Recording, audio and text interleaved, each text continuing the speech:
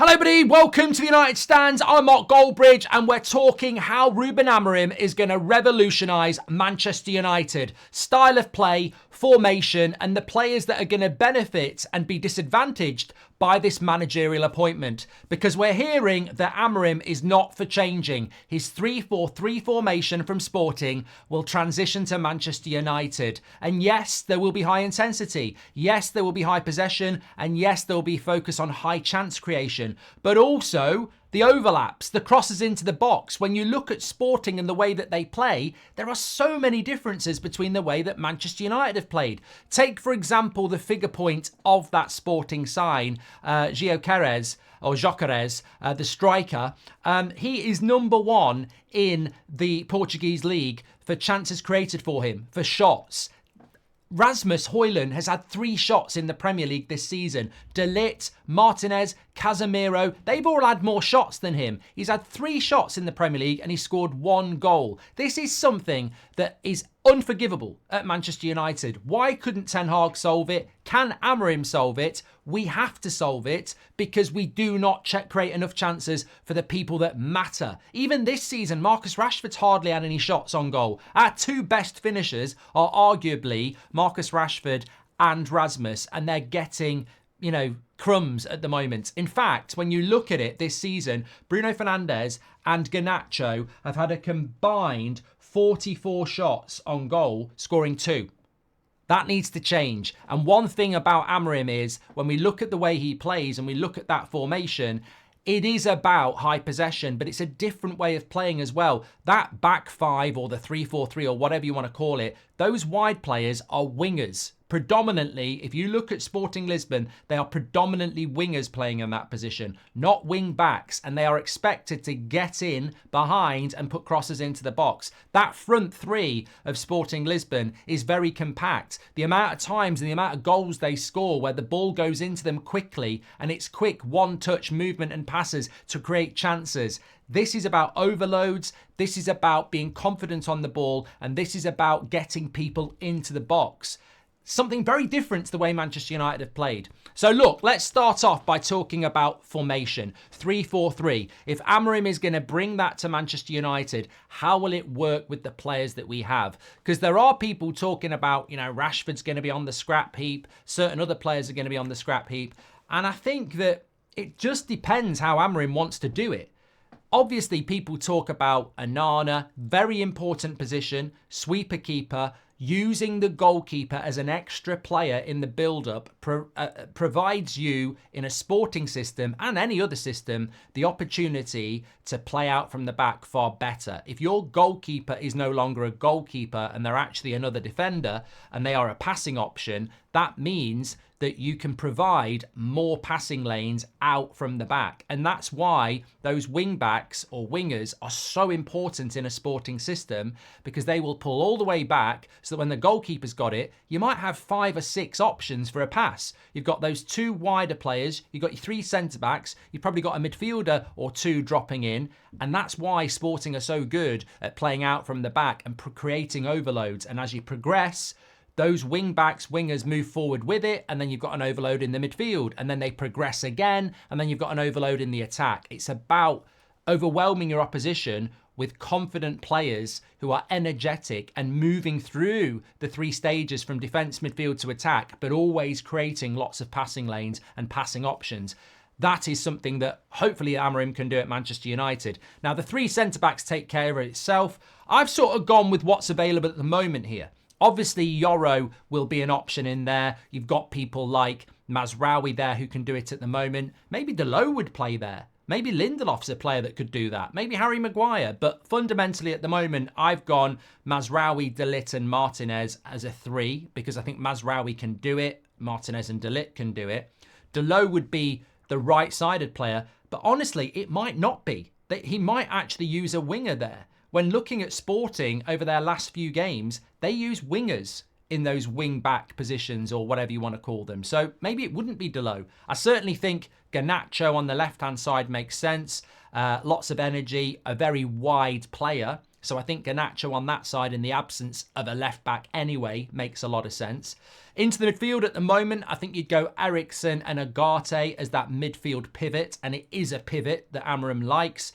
Protection for the back four, but also people who can energetically be part of the attack and part of the ball momentum and movement. Ugarte has played for Amorim, so can definitely do this role. I think Mainu would be the natural player to do it, but obviously he's not fit at the moment, so we put Eriksen there, but I think Mainu can do it. And then you come to this very interesting front three. There are misinterpretations about how this works. I think Rasmus is the easiest pick. When you look at Gyökeres at Sporting, Rasmus would play that role. He's quick. He's a good finisher when he gets the chances. And in behind him, I think a lot of people think, well, it will be Bruno and it will be Mount, or it will Bruno and it will be Ahmad. But again, when you look at Sporting, there is a bit of a myth around the wing backs who predominantly end up being wingers for Amorim. And also, we have seen him use, on occasion, those wing backs have ended up, those wingers have played in behind the striker as well. So there is no reason to believe that it couldn't be Rashford and Bruno in behind Rasmus. And it might work quite well for Rashford, because if you haven't got the responsibility to get back and you're actually playing in a more central position, it might work for him. Obviously, it could be Ahmad, it could be Mount, but I think that this system is revolutionary for Manchester United. Of course it is.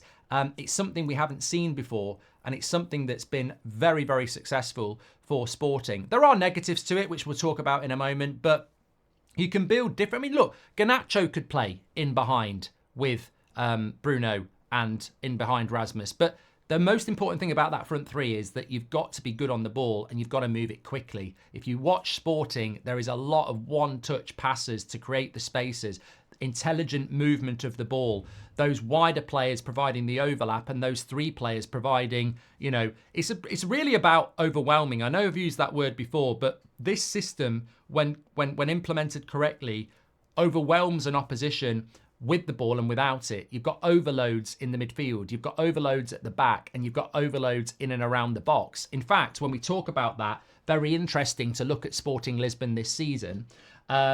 They have the second youngest squad in the Portuguese league, which I think is always a good thing. That shows Amorim's ability to develop players, of course. They are number one for ball possession, so it's not about quick transition, which I think is something Man United traditionally have had labelled against them quite rightly. We are very, very much about giving possession away quickly, trying to find that quick, you know, assist or goal. Well, number one in ball possession for Sporting. They're third in the league for putting crosses into the box. I think this is something that United were horrific at under Ten Hag. And although it's not a 4-3-3 or the traditional Man United back four with a full-back and a winger, this is a 3-4-3, but width is very, very important. And we want to put crosses into the box with Amorim, and that will continue. That will be something he wants to do. They're first in the league for shots on goal. 199 shots they've had in the league so far. Second place team, 133. So massive amount of shots. But more importantly, shots could be shots from anywhere. They're first in the league for touches in the box. 312 touches in the box so far this season. Second place Benfica, 219. So they've had nearly 100 touches more in the box than the team that's in second place in the league. That is absolutely incredible. And these are the sort of things that, look, I'm sure if you go and look at Ajax under Ten Hag, a lot of these things were happening before he came to Man United. And that will be the thing. We can wax lyrical about the system. We can wax lyrical about crosses, touches in the box and shots. Absolutely, of course we can. You can lead a horse to water, but they've got to drink. There is absolutely a lot to be excited about the way Amorim plays. I like the fact that there is a focal point striker who gets lots of chances. I like the fact that he likes to put crosses in the box. I like the fact that his players are interchanging and moving and getting in the box themselves. I like the fact that they've got the most touches in the box by a long way, creating decent chances, absolutely, scoring lots of goals. It's all very, very exciting. It's whether he can put together the right sort of players to do it. Interestingly, the negative for me, I was looking at the game against PSV in the Champions League. PSV had more possession. They had a lot more shots. It doesn't always work. It's not like we're going to go to the Etihad and the Emirates and Anfield and dominate those teams. They still will be better than us. This is about building blocks to build something and bring the right players in over a longer period of time. Of course it is. shots against this season, they've actually had a lot more than Benfica. Benfica have had 32 shots against them and Sporting have had 50. What does that tell you? That tells you that they are a team that concedes chances. And when you look at Sporting and you listen to people who know a lot more about them, their vulnerability is when people get beyond their attempts to overwhelm, you can counter them. You know, if those wingers are forward and you're up against that back three, you can counter them. Of course you can. There is, as with all teams who want to have high possession and want to create chances, there is a vulnerability to get caught on the counter, and that is there with Sporting. But I think when you look at the problems of Man United, certainly over the last 8 months, the gap between the defence and the attack and that massive space that you could park numerous double-decker buses in, and how our midfield hasn't got any legs. I think when you look at that 3-4-3 next to me, obviously there's not really many opportunities for that to get overwhelmed. You've got 3 central centre-backs, you've got 2 central attackers that are there to support that middle of the pitch, and then you've got your wide players pushing forward. I also think as well, very similarly to Slot, when you look at the way Slot plays, he very much likes that 6 centre spine where you've got 2 centre-backs, 2 midfielders, and then 2 sort of 10s, if you want to call it. That creates passing, very, very good passing lanes centrally, whereby you could bypass your midfielder and go into a Szoboszlai or a Jota, whatever.